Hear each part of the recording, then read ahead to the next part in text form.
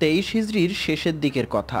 হযরত ওমর রাদিয়াল্লাহু তাআলা আনহু সিদ্ধান্ত নিলেন তিনি পুরো মুসলিম ভূখণ্ডে সফর করবেন, আর প্রতিটি প্রদেশে তিনি 2 মাস করে অবস্থান করবেন। সেই বছর তিনি হজ পালনের জন্য মদিনা থেকে মক্কায় গমন করেন।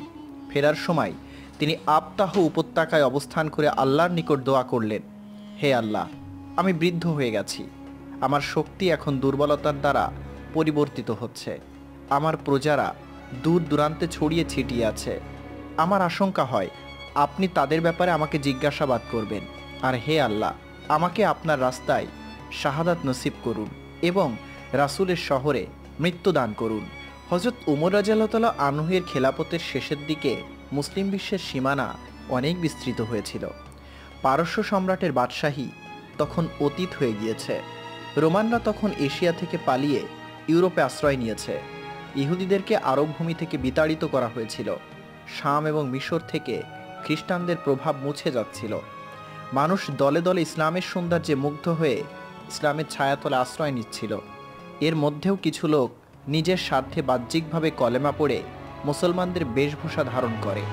তারা বাহ্যিকভাবে মুসলমানদের মতো জীবনযাপন করছিল, কিন্তু ভেতরে ভেতরে তারা মুসলমানদের থেকে প্রতিশোধ নেওয়ার সুযোগ খুঁজছিল। যেহেতু সেই সময় সকলেই কালেমা পড়ুয়া মুসলমানদের মতো জীবনযাপন করছিল, তাই ইতিহাস সুনির্দিষ্টভাবে এই মুনাফিকদের চিহ্নিত করতে পারেনি। পারস্যের সম্রাট ইয়াজদাগিরদের একজন নিকটাত্মীয় ছিল হরমুজান। সে মুসলমানদের সাথে লড়াই করে যুদ্ধে বন্দী হয়। এরপর তাকে ওমর রাদিয়াল্লাহু তাআলা আনহুর নিকট নিয়ে আসার পর ইসলাম গ্রহণ করে। তখন ওমর রাদিয়াল্লাহু তাআলা আনহু তাকে মদিনায় থাকার জন্য জায়গা নির্ধারণ করে দেন। লোকটি বাস্তবেই খাঁটি মনে ইসলাম গ্রহণ করেছিল কিনা তা নিয়ে ইতিহাস আজও দ্বিধায় আছে, কিন্তু বাহ্যিক বিষয়গুলো দেখলে তার প্রতি অনেক সন্দেহের তীর ধাবিত হয়। আবার হতে পারে সম্রাট ইয়াজদাগিরদের সাথে তার যোগাযোগ ছিল। ইয়াজদাগিরদ সর্বশেষ শক্তি সঞ্চয় করে মুসলমানদের উপর হামলা চালায়, কিন্তু তখনও সে ব্যর্থ হয় এবং পলায়ন করে। পারসিক সাম্রাজ্য তখন মুসলিম সাম্রাজ্যের অন্তর্ভুক্ত হলো। হয়তো এই জন্য তারা জোট বেঁধে হারানো রাজ্য পুনরুদ্ধার করতে আগ্রহী হয়। হযরত ওমর রাদিয়াল্লাহু তাআলা আনহু হজ থেকে ফিরে এসে সরকারি দায়িত্বে পূর্ণ মনোনিবেশ করেন। ইতিহাসবিদরা বর্ণনা করেন, মদিনায় তখন অগ্নিপূজক গোলাম ফিরোজ আবু লুলু বসবাস করত। সে 21 হিজরিতে পারস্যের সর্বশেষ যুদ্ধক্ষেত্র অর্থাৎ নিহাওয়ানদের যুদ্ধে বন্দী হয়েছিল।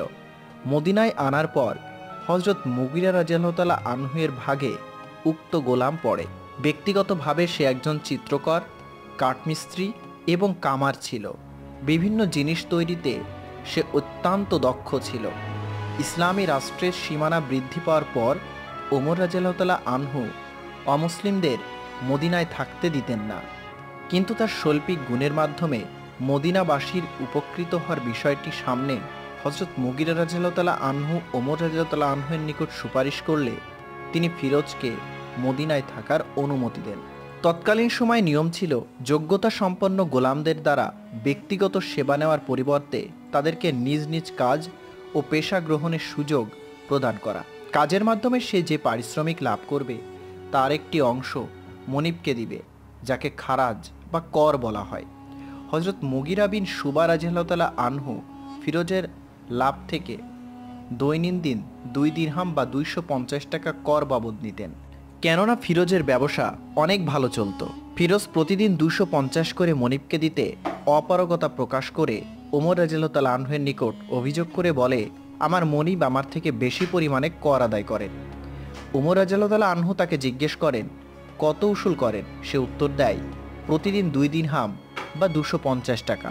হযরত ওমর রাদিয়াল্লাহু তাআলা আনহু বলেন, তুমি কোন কোন কাজের মাধ্যমে অর্থকড়ি উপার্জন করো? কাঠ ও লোহার আসবাব নির্মাণ ও চিত্রকর্মের মাধ্যমে।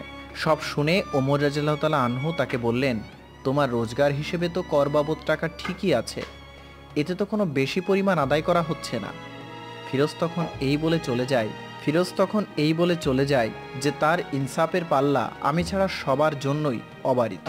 তা সত্ত্বেও ওমর রাদিয়াল্লাহু তাআলা আনহু ভাবলেন যে একজন বিচার প্রার্থীকে নিরাশ করা ঠিক হবে না, তাই তিনি হযরত মুগিরা রাদিয়াল্লাহু তাআলা আনহুর নিকট কর কমিয়ে দেওয়ার জন্য সুপারিশ করার কথা চিন্তা করলেন।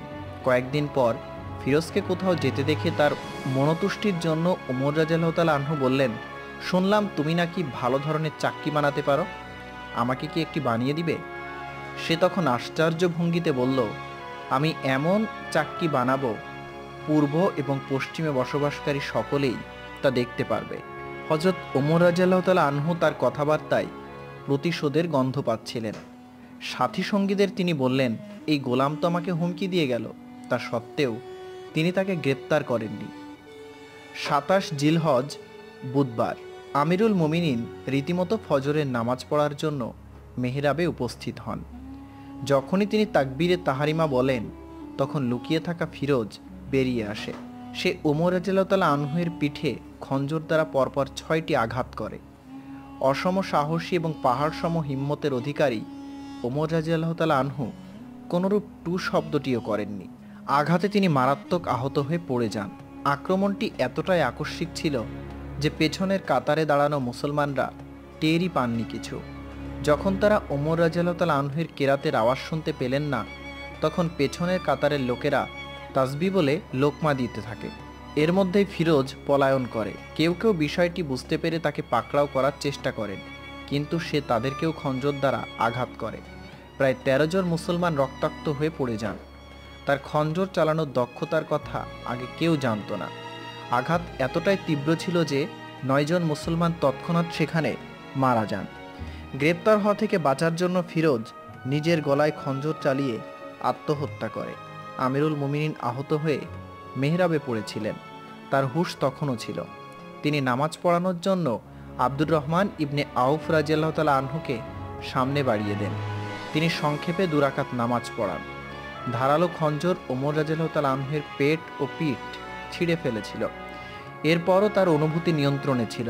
নামাজ শেষ হওয়ার পর তিনি জিজ্ঞাসা করেন, ইবনে আব্বাস, দেখো তো লোকটি কে ছিল? তখন তিনি দেখে এসে বলেন, মুগিরা বিন শুবা রাদিয়াল্লাহু তাআলা আনহুর গোলাম।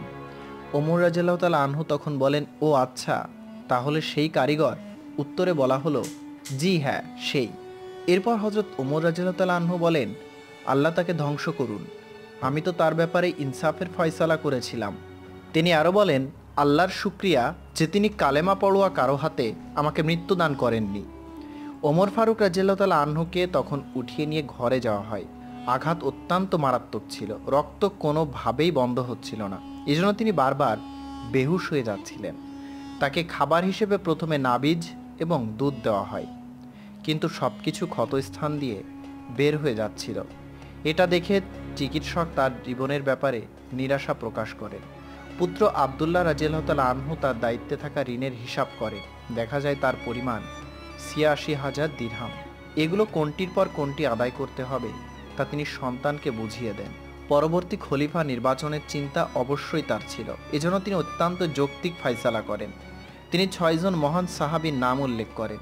হযরত উসমান, আলী, আব্দুর রহমান ইবনে আউফ, তালহা, জুবায়ের, সাদ বিন আবি ওয়াক্কাস রাদিয়াল্লাহু তাআলা আনহুর সমন্বয়ে একটি কমিটি গঠন করেন। তিনি বলেন, আমার মৃত্যুর ৩ দিনের মধ্যে যেন ওনারা নিজেদের মধ্যে পরামর্শ করে কাউকে আমির নির্বাচন করে নেন। ওমর রাদিয়াল্লাহু তাআলা আনহু তার ছেলেকে উক্ত কমিটিতে রাখেননি, তিনি শুধু তাকে পরামর্শ সভায় অংশগ্রহণের অনুমতি দিয়েছিলেন। ওমর রাদিয়াল্লাহু তাআলা আনহুর প্রবল আগ্রহ ছিল প্রিয়তম ব্যক্তিত্ব হযরত মুহাম্মদ সাল্লাল্লাহু আলাইহি সাল্লামের পাশে দাফন হওয়ার। তাই তিনি আয়েশা রাদিয়াল্লাহু তাআলা আনহুর নিকট আবেদন করেন।